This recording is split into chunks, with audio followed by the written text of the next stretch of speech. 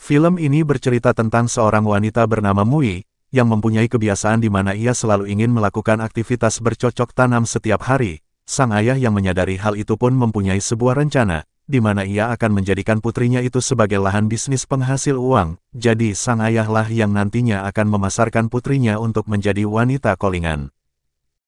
Scene berpindah ke sebuah klub malam, di mana ada seorang pria bernama Acong, yang kerap kali menjalani setengah hari dari hidupnya di sebuah klub malam dan bertemu dengan beberapa wanita untuk mengobati sepi di hatinya.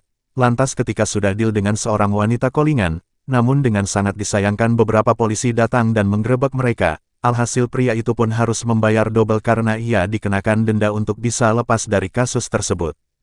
Di keesokan harinya, terlihat Mui yang hanya tinggal berdua dengan ayahnya, dan di sini sang ayah yang sudah tahu kalau Mui memiliki sebuah kelainan dan haus akan aktivitas bercocok tanam semenjak ia masih duduk di bangku sekolah. Alhasil sang ayah pun menjadikan Mui sebagai mata pencarian utamanya dan meninggalkan pekerjaan utamanya sebagai nelayan.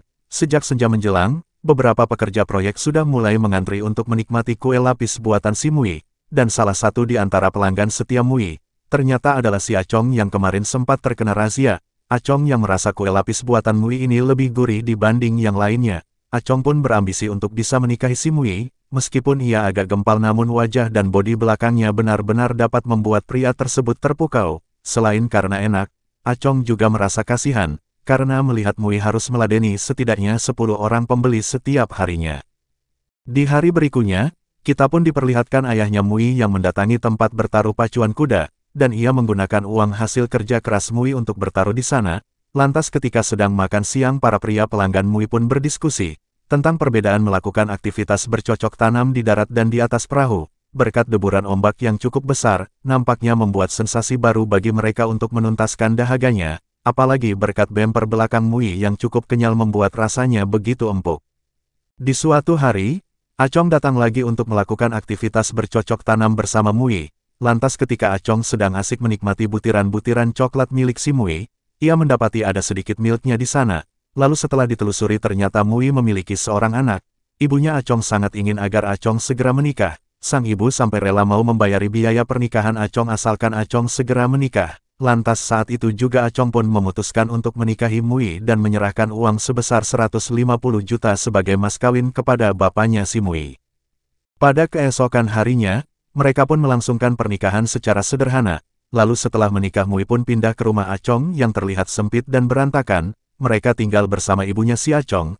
Namun karena Mui memiliki kelainan, mereka berdua pun selalu menghabiskan waktu untuk melakukan aktivitas bercocok tanam. Saking berisiknya suara mereka, ibunya Acong dan sang baby pun menggunakan handset dan mendengarkan alunan musik religius. Dan karena mereka berdua yang terus melakukan aktivitas bercocok tanam tanpa tahu waktu, mereka juga sering mendapatkan laporan dan teguran dari tetangga-tetangganya di sana. Setiap saat Mui ingin melakukan aktivitas bercocok tanam, bahkan di tempat umum pun Mui sengaja memberi kode ke Acong dan alhasil saat mereka melihat sebuah mobil truk, mereka berdua pun memutuskan untuk naik, dan langsung melakukan aktivitas bercocok tanam di sana. Lalu di saat supir truk datang, mereka berdua pun masih melakukan aktivitas bercocok tanam sambil jalan-jalan di tengah kota. Lalu setelah beberapa minggu menikah, dan juga karena seringnya melakukan aktivitas bercocok tanam, buah pisang milik si Acong pun mengalami lecet dan sering kesakitan. Hal ini membuat ia harus kehilangan mata pencariannya. Di suatu hari, di saat Acong pulang ke rumah, ia pun tidak melihat keberadaan Mui di rumahnya. Ia pun mencari di sekitaran apartemennya, dan ternyata Mui sedang berada di rumah tetangganya dan mereka berdua sedang asik melakukan aktivitas bercocok tanam. Tetangganya itu pun berkata bahwa yang awalnya memancing adalah si Mui itu sendiri. Acong pun tidak percaya dan ia pun lantas kembali membawa Mui pulang ke apartemennya. Karena kewalahan menangani Mui yang mempunyai agresivitas yang sangat tinggi, akhirnya Acong pun kembali membawa Mui ke ayahnya. Di atas perahu sang ayah pun menceritakan kalau dulu Mui pernah memiliki seorang suami, yaitu seorang kakek tua seumuran dirinya. Namun kakek itu mengembalikannya kepada dirinya karena tidak sanggup menangani Mui. Awalnya ayahnya itu yakin kalau Acong cocok untuk si Mui, namun ternyata performa Acong masih di bawah standarnya si Mui. Di malam harinya, terlihat Mui yang tiba-tiba merasa sangat gelisah. Suami pertamanya pun datang, namun di saat akan memposisikan dirinya, ternyata pria itu sudah turun mesin. Akhirnya karena tak ada pilihan lain, sang ayah kembali menggunakan cara lama yang ia miliki dengan cara mencopot tangan palsunya, dan langsung menanamkannya. Di keesokan harinya, Acong pun mencari cara untuk mengatasi masalah Mui yang benar-benar sudah tidak bisa teratasi. Ia lantas memanggil dokter untuk memeriksa si Mui. Dokter tersebut menggunakan buah pepaya untuk menjelaskan kepada Acong betapa spesialnya buah pepaya milik si Mui, yang katanya sangat jarang ada di dunia ini. Namun meski begitu, sang dokter tidak bisa membantunya karena memang tidak ada obatnya. Mereka lantas sampai berdoa, karena kini si Mui semakin tak bisa tertahankan. Sampai akhirnya karena sudah tidak ada lagi cara untuk mengobati Mui, mereka akhirnya memutuskan untuk membiarkan Mui ke setelan pabrik, dan dia pun kembali membuka jasa sebagai wanita calling-an, dan tentunya hal ini pun menjadi penghasilan tambahan buat mereka. Singkat cerita, ada pemeriksaan dari pihak kepolisian, dan ternyata kapal mereka merupakan kapal ilegal untuk berlabuh di sana, dan harus segera pergi dari dermaga tersebut. Hari demi hari bisnis mereka pun mulai sepi.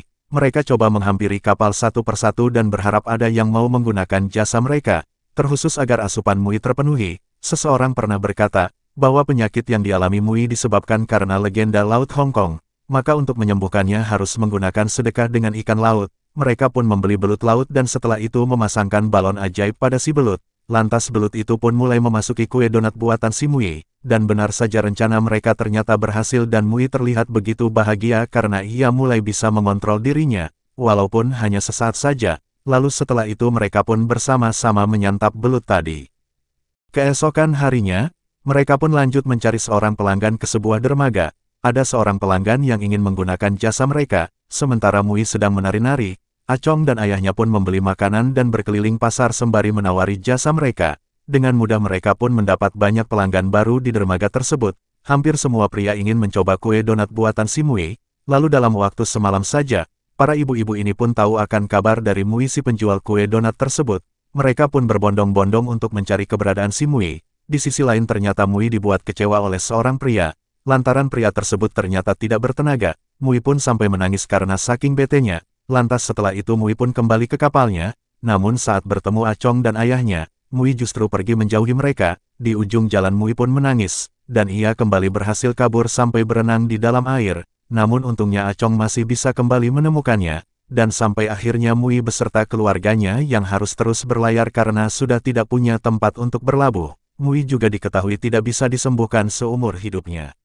Dan film pun selesai.